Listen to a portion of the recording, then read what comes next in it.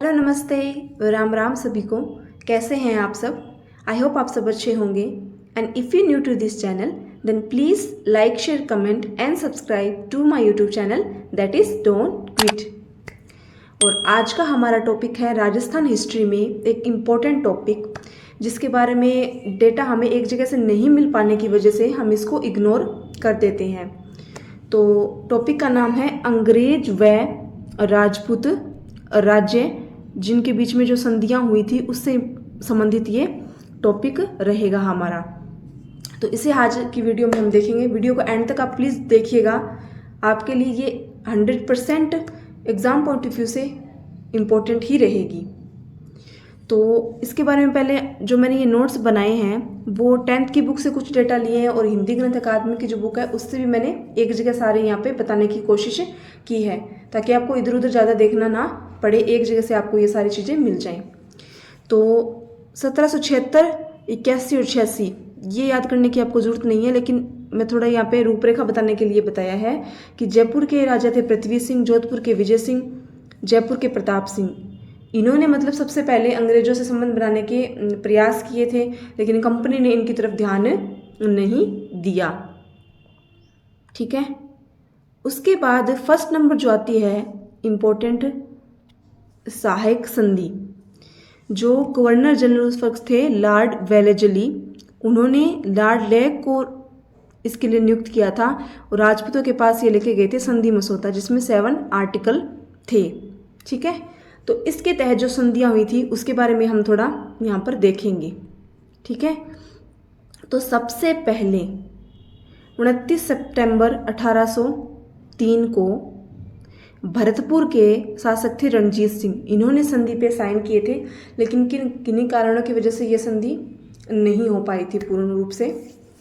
उसके बाद नवंबर 1803 में अलवर के शासक थे बख्तावर सिंह, इन्होंने खिराज मुक्त संधि साइन की थी और इसे फर्स्ट रक्षात्मक व आक्रामक संधि भी कहा जाता है। ये भी एग्जाम में पूछा हुआ है, तो इसलिए मैंने इसको हाईलाइट किया हुआ है, इसको ध्यान से आप देखिएगा। नेक्स्ट जो है जयपुर के जगत सिंह ने, फिर जोधपुर के मान सिंह ने की थी, होलकर से संधि की थी। उसके बाद 1810 में धौलपुर में कीरत सिंह ने। इसमें जो इम्पोर्टेंट है वो आप दो ये जरूर ध्यान रखिएगा, स्टार्टिंग के जो है भरतपुर और अलवर, ये मोस्ट इंपॉर्टेंट एग्जाम में बहुत बार पूछा हुआ, आपको ऑलरेडी पता भी होगा। नेक्स्ट जो हम देखेंगे वो है आश्रित पार्थक्य की नीति। ये वेरी वेरी इंपॉर्टेंट है, एग्जामिनर यहाँ से बहुत क्वेश्चन पूछता है, ये हर एग्जाम में राजस्थान में जो भी हो रहे हैं। तो उसके अंदर जो हम देखेंगे कि 1813 में गवर्नर जनरल कौन थे? Lord Hastings. ये भी थोड़ा ध्यान दीजिएगा, ये पूरे भारत में सर्वोच्च सत्ता स्थापित करना चाहता था, इसमें राजस्थान भी इंक्लूडेड है। तो उसने दिल्ली के रेजिडेंट थे उस वक्त चार्ल्स मैडकॉफ, उनको नियुक्त किया था संधि करने के लिए राजपूत जो राजा हैं उनके साथ में। तो ये नाम इंपॉर्टेंट है, इसको थोड़ा आप ध्यान से देखिएगा। तो अब हम देखते हैं कंटिन्यूस किसने सबसे पहले संधि की। तो ये तो इंपॉर्टेंट अपने आप में क्वेश्चन बन ही जाता है कि सबसे पहले संधि पे साइन किसने किए, कौन सी रियासत ने किए थे, कौन सा राजा था उस वक्त। तो सबसे पहले 9 नवंबर 1817 को करौली रियासत थी जिसने संधि पे साइन किए थे और शासक थे हरबख्श पाल। तो इसको आप देखिएगा। नेक्स्ट हम देखते हैं कि जो संधि पे साइन किए थे वो थे 15 नवंबर 1817 को टोंक, शासक थे अमीर खां पिंडारी। फिर 1817 में ही कोटा के प्रशासक थे जालिम सिंह। ठीक है। और कोटा के महाराव थे उम्मेद सिंह, और इन्होंने विस्तृत नियम व शर्तों के आधार पर संधि की थी, 11 धाराएं भी उसमें शामिल थी। तो मेनली तो आपको याद रखना है कि सबसे पहले जो संधि की थी वो करौली रियासत ने की थी, शासक थे हरबख्श पाल। ठीक है। उसके बाद में ये करौली, टोंक, कोटा। नेक्स्ट 1818 के अंदर 2 संधि आई है, तो मैंने कंटिन्यूटी से लिख दिया है। ऑलमोस्ट जो नेक्स्ट है वो 1818 में ही है। जोधपुर में साइन किया था, जोधपुर के शासक थे मान सिंह। ठीक है। और ये मैंने आगे कंटिन्यूटी से बताया कि 1857 की क्रांति के समय शासक तख्त सिंह थे, एकीकरण के समय हनुमंत सिंह थे। तो इसको आप कनेक्ट करके याद कर सकते हो, मैंने ये याद करने के तरीके से यहाँ पे नोट डाउन किए हैं। तो उसके बाद उदयपुर ने संधि साइन की थी, महाराणा थे भीम सिंह। ठीक है। क्रांति के समय स्वरूप सिंह, एकीकरण के समय भूपाल सिंह। फिर संधि पे साइन किए थे बूंदी ने, राव राजा बिशन सिंह थे। फिर बीकानेर के सूरत सिंह थे, 1857 में सरदार सिंह थे।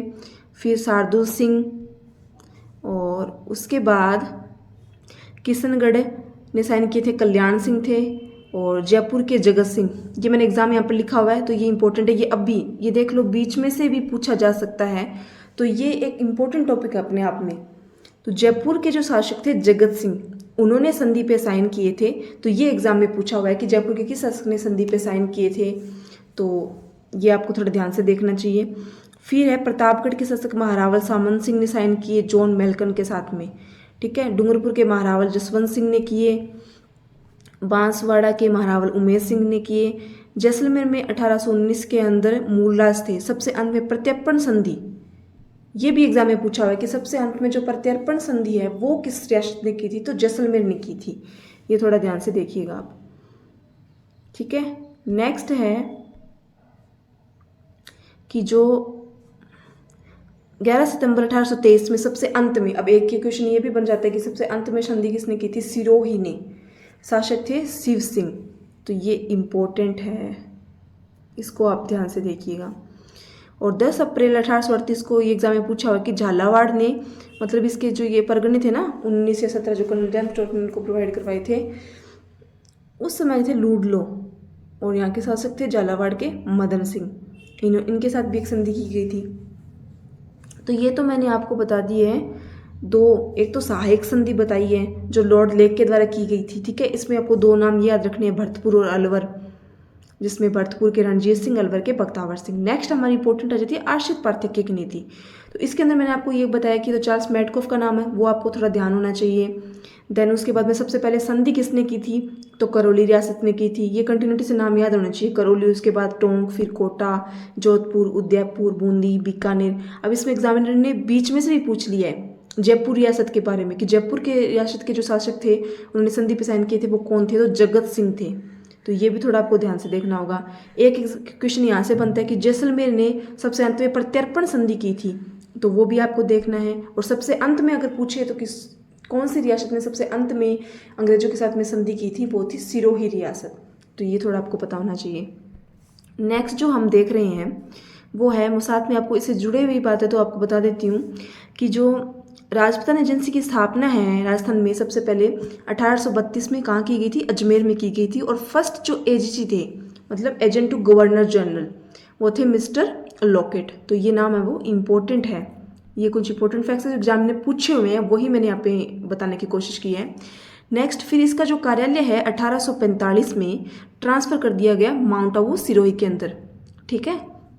फिर है 1869 के अंदर सांबर झील के जो नमक पर है वो ब्रिटिश लोगों ने एकाधिकार कर लिया था। तो ये एग्जाम में पूछा हुआ है एज इट लाइन, जो मैंने यहाँ पर आपको बता दी है।